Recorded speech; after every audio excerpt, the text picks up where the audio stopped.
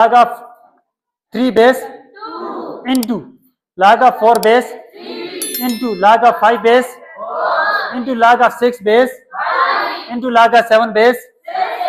into log of 8 base।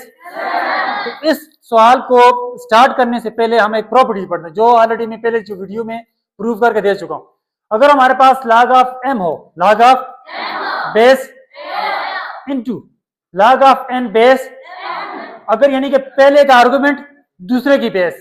पहले का argument यहां पर पहले का आर्गुमेंट है ना, और दूसरे में वही सेम बेस आ गई ना, तो ये दोनों खत्म हो जाएंगे, ये दोनों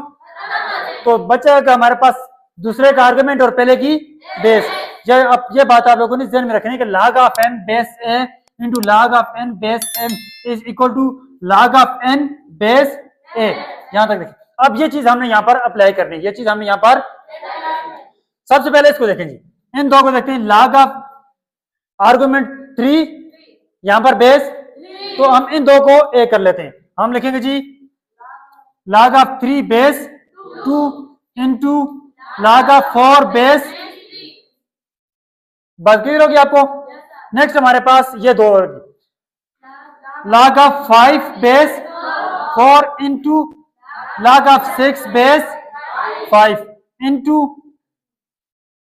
से मराद मल्टीप्लाई, अच्छा इंटू से क्या मराद है, multiply. log of 7 base into log of 8। अब ये जो प्रॉपर्टी हमारे आपके सामने लिखी हुई है इसको हम यहां पर अप्लाई करेंगे। क्या करेंगे, देखिए इसका आर्गुमेंट इसका आर्गुमेंट ये दोनों खत्म हो जाएंगे, तो हमारे पास बच जाएगा क्या, शाबाश, log of 4 बेस,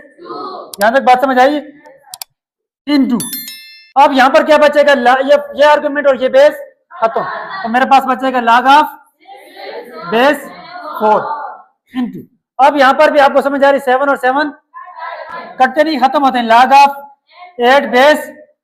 6। अब देखो जी, अब यहां पर गौर करो तुम लोग इन दो के दरमियान में, यहां पर आर्गुमेंट क्या है, बेस क्या है, तो यही फॉर्मूला आप दोबारा लगेगा ना,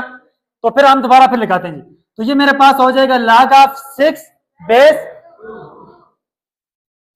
इनटू, ये चीज तो सेम टू सेम से लिखेंगे, इसको कैसे लिखेंगे जी, log of 8 बेस 6। अब फिर जरा गौर करो, यहां पर आर्गुमेंट यहां पर बेस फिर वही आ गई, तो फिर इसको हम खत्म करेंगे तो मेरे पास बचेगा log of 8 बेस, ठीक है, यहां तक बात समझिए। अब यहां से आगे हम करते हैं हमारा क्वेश्चन नेक्स्ट हमारे पास लेट, ये सवाल हम लोगों ने अगर आपको याद हो तो इस एक्सरसाइज से कल जो हमने एक्सरसाइज की थी उसके स्टार्ट में किए थे, let log of 8 base 2 is equal to x is equal to, इस लॉगरिथमिक फॉर्म से हम इसको किस में कन्वर्ट करेंगे, एक्सपोनेंशियल फॉर्म में, किस में कन्वर्ट करेंगे, तो ये हो जाएगा 2 power x is equal to 8, 2 power x is equal to